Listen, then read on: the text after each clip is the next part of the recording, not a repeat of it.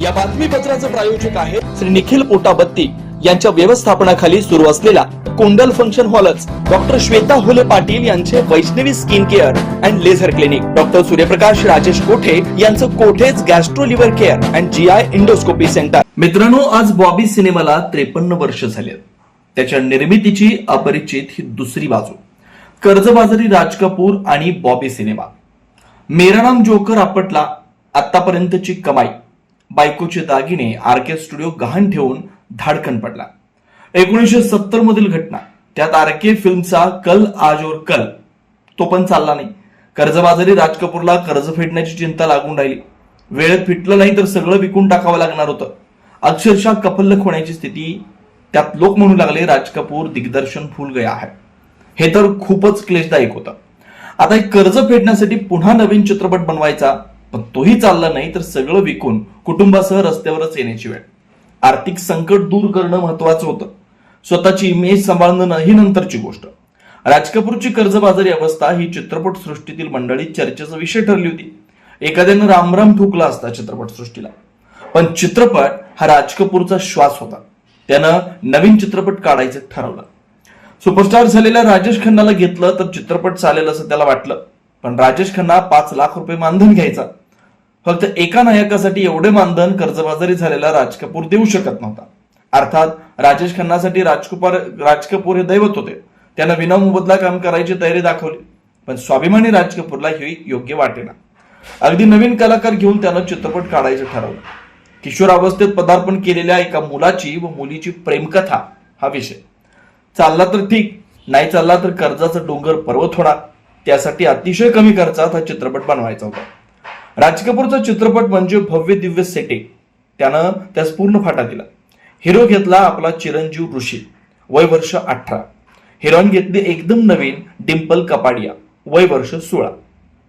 प्राण व प्रेमनाथ दोघेही जवळचे मित्र। प्रेमनाथ तर मेहुणाही होता, बायको कृष्णाचा सक्का भाऊ। दोघेही मोठ्या मनाचे, ते मानधन घेणं शक्यच नव्हतं। चरित्र अभिनेत्री दुर्गा खोटे यांना साजेशी भूमिका दिली। सानिया सहानी ही 26 वर्षाची अभिनेत्री, तिला 18 वर्षाच्या मुलाची आई बनवलं।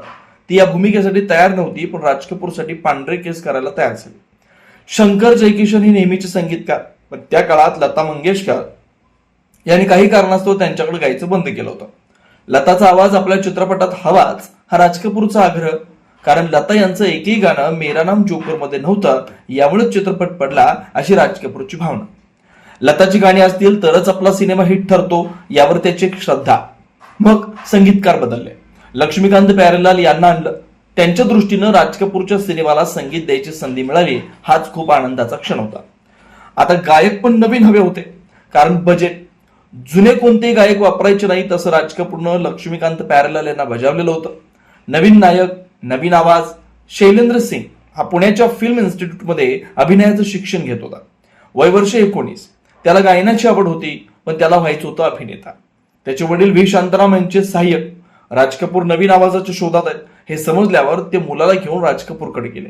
राज कपूर व लक्ष्मीकांत प्यारेलाल यांनी त्यांच्या आवाजाची टेस्ट घेतली, त्यासाठी एक गाणं गायला दिलं। गाण्याचे बोल होते मैं शायर तो नहीं। शैलेंद्र सिंग सिलेक्टर या गाण्यानं इतिहास घडवला। दुसरा गायक नरेंद्र चंचल हा अमृतसरचा, पंजाबातील एका ऑर्केस्ट्रामध्ये तुटपुंजा पैशात गाणं गायचा। मुंबईच्या पंजाब असोसिएशननं या ऑर्केस्ट्राचा बैशाखी निमित्त मुंबईत कार्यक्रम ठेवला होता। तेव्हा आमंत्रित असलेले राज कपूर यांनी चंचल यांचं गाणं ऐकलं। त्याचा तो पहाडी जोशपूर्ण आवाज ऐकून ते भारावून गेले। त्यांनी त्याला आरके स्टुडिओमध्ये बोलावलं। राज कपूर व लक्ष्मीकांत प्यारेलाल यांनी त्याच्या आवाजाची टेस्ट घेतली, त्यासाठी एक गाणं गायला दिलं। गाण्याचे बोल होते बेशक मंदिर मस्जिद तोडो। याही गाण्याने इतिहास घडवला, कारण हा आवाजच वेगळा होता। आता गीतकारी नवे हवे होते, नेहमीचे प्रचलित नको होते। त्यापैकी एक होते विठ्ठलभाई पटेल, हे मध्य प्रदेशचे, तिथं काँग्रेस नेते, काही काळ मंत्री होते। गीतकार शैलेंद्रचे मित्र होते व स्वतः कवी होते। राज कपूरची त्यांची ओळख होती। त्यांनी 2 गाणी लिहिली, झूठ बोले कव्हा काटे आणि ना चाहू सोना चांदी।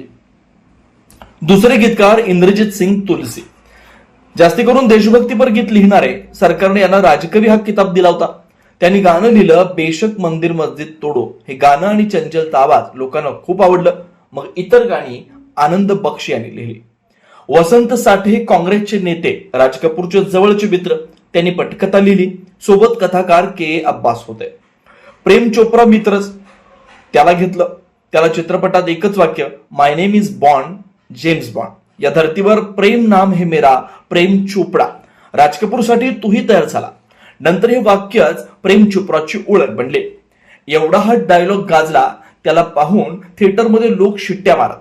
हा डायलॉग लोकांनी डोक्यावर घेतला. शूटिंग सुरू झालं. 50 ते 60 वर्ष पूर्ण झाली आणि 16 वर्षाच्या डिम्पलनं 31 वर्षाच्या राजेश खन्नाची लग्न केलं. मार्च 1973 मध्ये राजेश खन्नाने तिला चित्रपट सोडायची अट घातली. आली पंचायत. शूटिंगच थांबलं. कर्जबाजारी राज कपूरच्या पायाखालची जमीनच हादरली. शेवटी समेट झाला.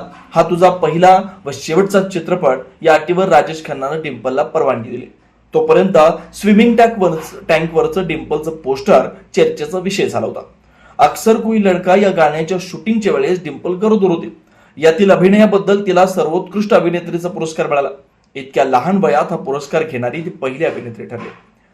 कथेमध्ये नायक पंजाबी खानदानातील तर नायिका ख्रिश्चन कॅथलिक. बॉबी हे नाव पंजाबमध्ये मुलांचं असतं, पण सिनेमात हे नाव नायिकेचं ठेवलं. लोकांच्या तोंडात हे नाव रुळणारं हा राज कपूरचा अंदाज होता.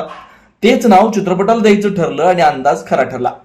चित्रपट एवढा चालला की पंजाब, उत्तर प्रदेश राज्यात खेड्यातील लोकांना शहरात आणून सिनेमा दाखवण्यासाठी थिएटर पर्यंत बसेस सुरू झाल्या. त्या परत गावात नेऊन सोडत त्यांना नाव पडलं बॉबी बसेस. एक अत्यंत साधी प्रेम कहाणी असलेल्या या चित्रपट निर्मितीची ही कहाणी. राज कपूरला दिवाळखोरीतून बाहेर काढून खोऱ्यानं पैसे उडायला लावणारी ही कहाणी. अनेक नव कलाकारांना घडवणारी, त्याचबरोबर संकटाला घाबरायचं नसतं असं संदेश देणारी. त्यास सांगायचं कारण मित्रांनो, या चित्रपटास 53 वर्ष पूर्ण झाले. धन्यवाद. वैष्णवी स्कीम यामध्ये प्रत्येक ट्रीटमेंटवर दसरा, दिवाळीच्या आणि क्रिसमस सणानिमित्त ऑक्टोबर, नोव्हेंबर, डिसेंबर या 3 महिन्यांमध्ये 20% सूट देण्यात येईल.